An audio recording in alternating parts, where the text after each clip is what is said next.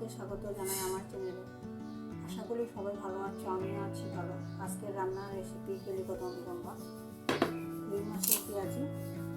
সবাই আমার পাশে থাকো, দেখতে থাকো। এখন আমার হাজবেন্ড ও আমরা দুজন মিলে কেলিকদমের বিচিগুলি বের করে নেব। শুধু কেলিকদমের বিচি দিয়েই ইরম্বাটা করব। মাছ পেঁয়াজির জন্য পেঁয়াজগুলি কেটে নেব। মাছগুলি ধুয়ে নিলাম।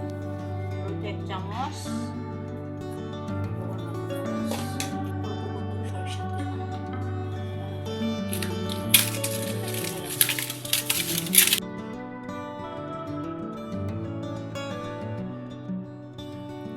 পেঁয়াজ, আদা, লঙ্কাগুলি ধুয়ে নিলাম, কুচি কুচি করে কেটে নেব।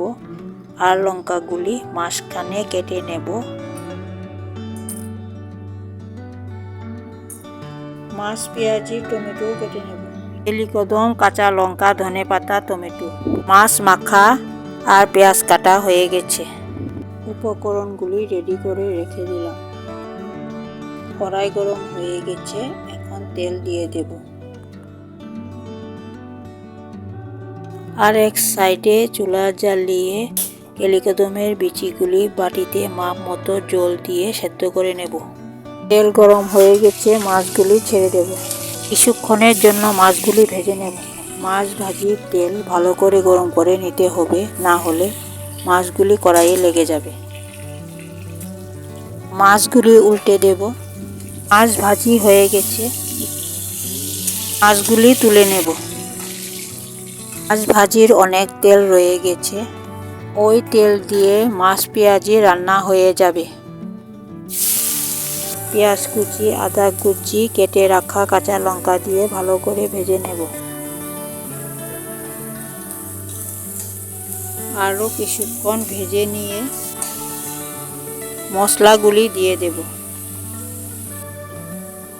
হলুদ গুঁড়ো 2 চামচ, জিরা গুঁড়ো 1 চামচ আর অল্প কদ্দু, গুঁড়ো মরিচ 1 চামচ আর লবণ পরিমাণ মতো। মশলাগুলি ভালো করে মিক্স করে নেব। মশলাগুলি মিক্স করে নিলাম। এখন অল্প জল দিয়ে নাড়াচাড়া করে কিছুক্ষণের জন্য ফুটিয়ে নেব। এখন ঢেকে রাখবো কিছুক্ষণ। কেলিকদমের বিচিগুলি তুলে দেখি সেদ্ধ হয়েছে কিনা। প্রায় সেদ্ধ হয়ে গেছে, কিছুক্ষণ রেখে নামিয়ে নেব। এখন ঢাকনাটা খুলে টমেটো দিয়ে দেব। টমেটো দিয়ে হালকা ভেজে নেব। টমেটো রান্না শেষে দিচ্ছি, কারণ টমেটো জল দিয়ে ফুটিয়ে নিলেই তাড়াতাড়ি সেদ্ধ হয়ে যায়। পরিমাণ মতো জল দিয়ে দেব। জল দিয়ে কিছুক্ষণ নেড়ে চেড়ে ভেজে রাখা মাছগুলি এক এক করে দিয়ে দেব। মাছ দিয়ে কিছুক্ষণ নেড়ে চেড়ে ঢাকনা দিয়ে ঢেকে রাখবো 4-5 মিনিটের জন্য। 4 মিনিট হয়ে গেছে, ঢাকনাটা খুলে দেখি মাছ পেঁয়াজি রান্না তৈরি হয়ে গেছে। এখন কিছুক্ষণ মাছ পেঁয়াজি রান্নাটা নেড়ে চেড়ে ধনে পাতা দিয়েই মাছ পেঁয়াজির রান্নাটা কমপ্লিট।